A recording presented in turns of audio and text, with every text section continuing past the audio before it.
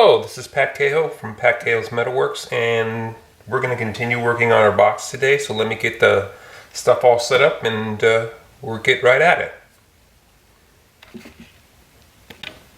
Okay, so the next thing we need to decide where and what we want to do, how we're going to make a top for this box. There are many ways to do it. You can make another piece just like this that's just a little bit larger and it fits on nice and snug. You can make a little flat top with things underneath of it that slide in and make it fit nice, pressure fit. What I'm going to do is cut off what I would like for the top and go from there. Now let's just look at our box so far, and you can see that it's pretty good. It's all square, all nice. But what we're going to do is figure out how much of this top portion do we want to cut off to make our top. I'm thinking about a little bit over 1/8 of an inch. Yeah. So I'm using these dividers, and I will go from the, see that here, and I'll make a little, just to make a line where I want to cut it.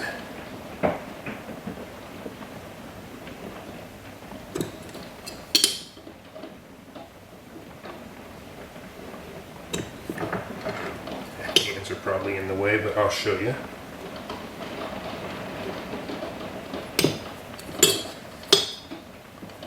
That looks good. The round portions are a little bit trickier to get a good score mark on it.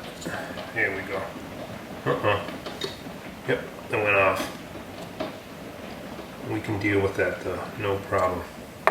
Okay, so, can you see the score mark in it? I can never tell.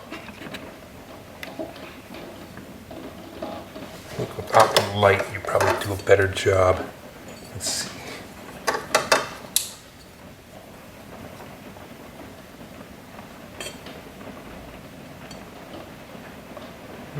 Yeah, there it is. There it is in the reflection, you can see. So that's what I'm going to do next. I'm going to cut this off. There's probably a lot of ways of doing it. You want to make it as fine a cut as possible. So if there's any slight differences with the top and the bottom, you want that they don't show up or exaggerate. So you want to use a very, very fine saw blade and just go all the way around. You can use a lot of other things, but I've not found anything that works as good as just a fine saw blade. I mean, you use a cut-off wheel, but that's just, there's too much of the silver that it cuts out. And I'm out of frame now, so let's see if we can't get that up. Okay, I've set up my little bench vise, and I'll be sawing that line on using this. It just makes it easier to hold the piece and get a good saw. Yeah, sure, you could hold it by hand and do it, but this makes it a lot easier. So you want to start in the corner.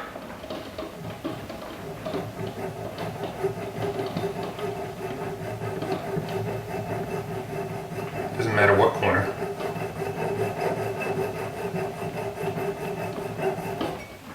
Get a good score on that corner.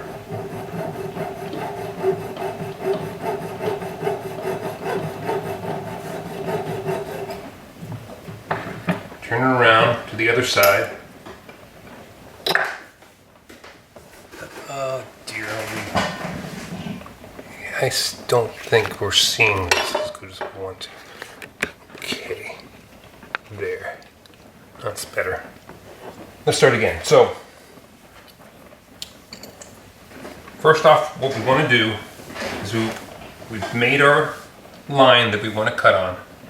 We want to cut it out using the finest saw blade possible. Not the finest, but a good, what am I using here? A 4/0 for this purpose. And we start on the corner.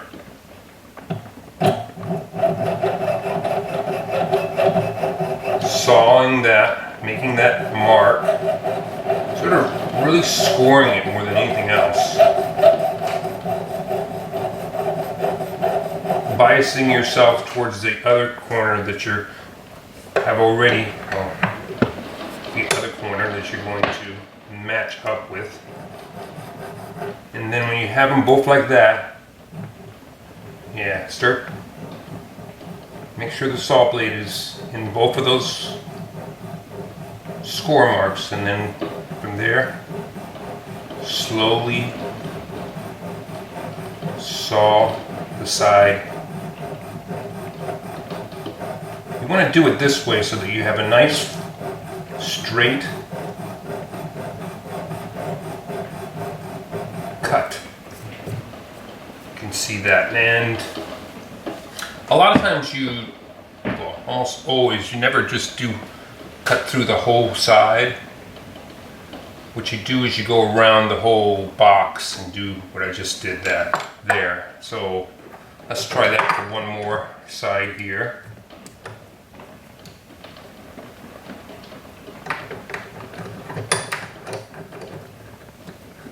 Get it in there, nice and snug. I'm using these little pads so I don't, these little rubber pads like this is just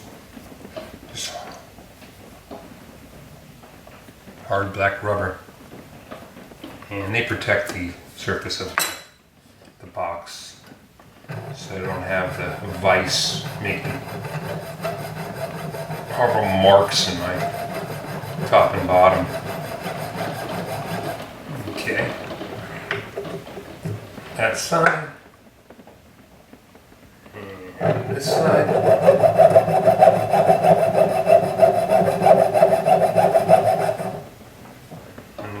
Both scored, then we get that, and then we'll go around the whole box like that, and then we'll start cutting into it. So I'm going to do this, unless you want to watch for about half an hour while I finish it, of me just doing this. Yeah, I don't think so. Okay, so I'll be back. Okay, so both pieces have been cut apart. No, one piece has been cut into two. And you want to sand down the edge on both sides. I've done a bit of this off camera. And let's see how well this fits together. There you go. Now the next step we want to do is put a top on this, and let's get that going. So I'm going to come back and have my solder station all ready to go to solder the top onto this piece here.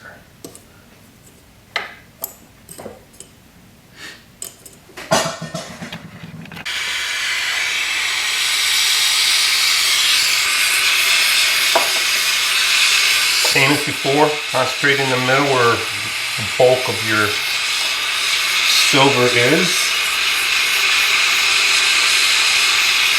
Since this edge now is much smaller than the bottom edge, or when they were both together, you don't need to concentrate too much on that. You really want to heat up that big piece of sterling silver that's going to be the heat sink for this whole thing. So that's what we're doing.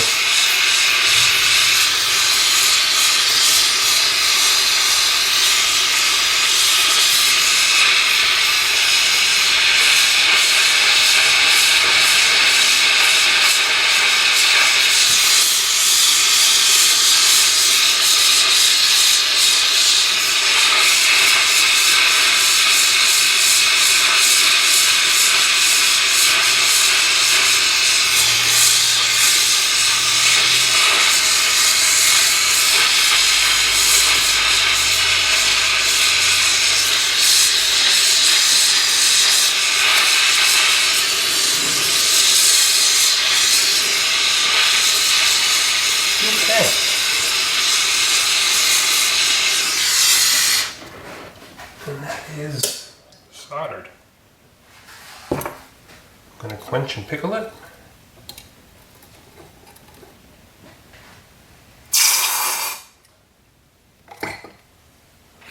And I'll be back. Okay, so it's soldered. This is going to be our top and our bottom of our box. All right, my next step is to cut off the trim here, trim the top, and file it just exactly the way we did it before. And we'll see how that turns out.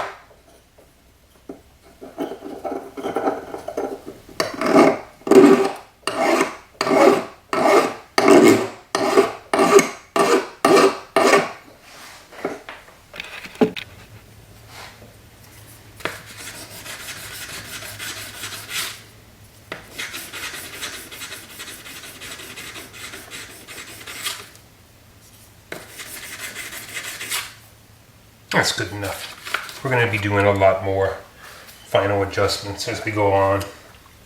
So, there we have it. There's our box so far. Zoom in a bit.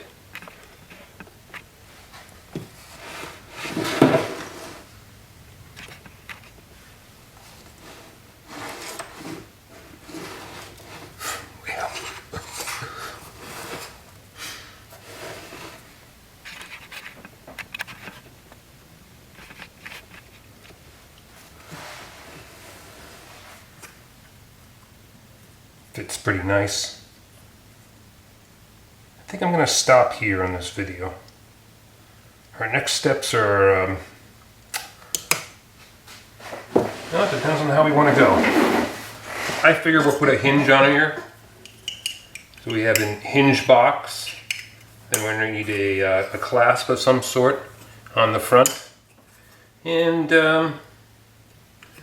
perhaps, I mean, I actually like minimalist, but we might add a little bling on the top, either in the way of a gemstone or maybe some sort of gold accents.